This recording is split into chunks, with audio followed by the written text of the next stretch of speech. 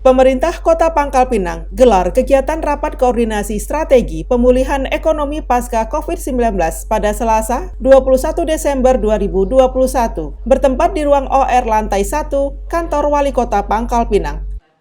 Acara yang dipimpin oleh Sekretaris Daerah Kota Pangkal Pinang Radmida Dawam dihadiri oleh Wali Kota Pangkal Pinang dan seluruh Kepala OPD Kota Pangkal Pinang.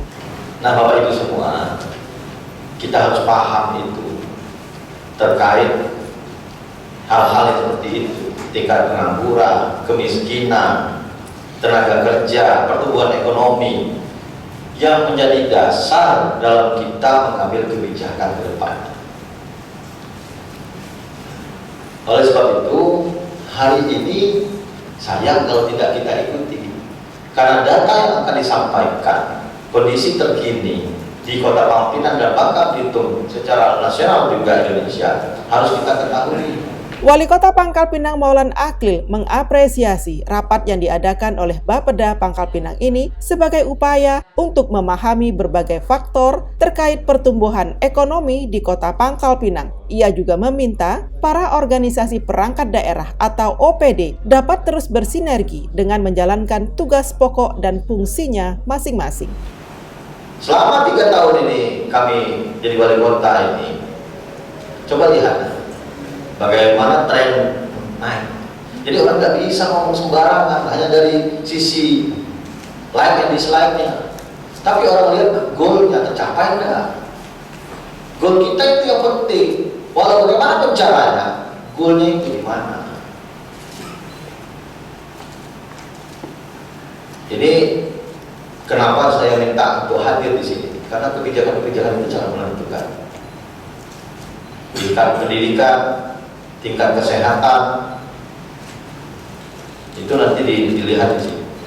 Pada rapat ini diisi oleh 3 narasumber, yaitu Esti Dwi Arvina, Kepala Kantor Pelayanan Perbendaharaan Negara atau KPPN Pangkal Pinang, Ahmad Tamrin, Kepala BPS Pangkal Pinang, dan Agus Taufik, Deputi Kepala Perwakilan Kantor Bank Indonesia Provinsi Bangka Belitung. Ketiga narasumber tersebut memaparkan materi terkait data riset lapangan terhadap beberapa faktor landasan penunjang pengambilan kebijakan ekonomi seperti data penduduk, persebaran ekonomi, tingkat inflasi, dan kas pengelolaan uang yang dimiliki oleh pemerintah Kota Pangkal Pinang.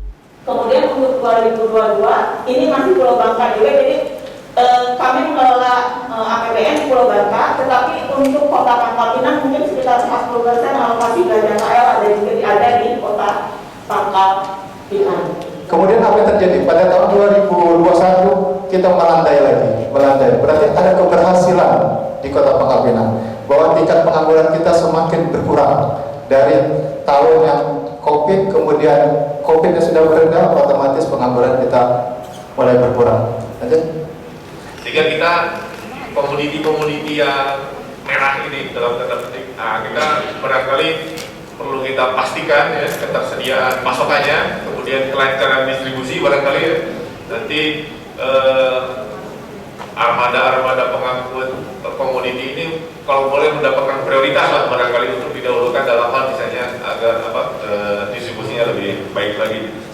Maulan Akil juga mengungkapkan upaya kajian dan diskusi terkait faktor-faktor yang mempengaruhi keberhasilan pemulihan ekonomi penting untuk dilakukan. Ia berharap program vaksinasi harus terus dikencarkan sebagai upaya membentuk kekebalan kelompok masyarakat dan COVID-19 dapat dikendalikan. Ini udah baik ya, pertumbuhan ekonomi kita boleh dikatakan 6,34% melebihi dari provinsi itu sudah cukup baik. Akan tetapi jangan cepat puas kita karena ini berfluktuasi. Di saat ada yang harus kita jaga supaya jangan sampai terganggu pertumbuhan ekonomi ini. Salah satu yang membuat pertumbuhan ekonomi goyah adalah inflasi. Nah, inflasi kita 3,03%. Secara ini kalau untuk provinsi 3,52%.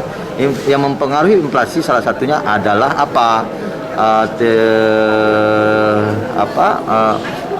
COVID ini. Nah, COVID ini jangan sampai kita tidak waspada sehingga contoh misal minta jangan amit-amit membayi, Omikron masuk ke Indonesia, masuk ke kita, ini akan mengganggu, menggoyah lagi ekonomi kita. Seperti 2019, 2020 kemarin. Begitu kita langsung minus pertumbuhan ekonomi dihajar oleh Covid. Nah, kita harus tetap waspada. Oleh sebab itu misalnya vaksin harus tetap kita gencar. Vaksin harus tetap kita hajar kepada masyarakat. Jangan sampai 100% supaya bentuk kekebalan tubuh kita Covid tidak melanda kita. Terus kita tetap prokes supaya yang namanya Omikron tadi tidak masuk ke Indonesia. Terima kasih Pak Wali Kota, Bapak Ibu semuanya. Selanjutnya kita akan mendengarkan paparan. Artinya di tahun 2020 itu 6,9%.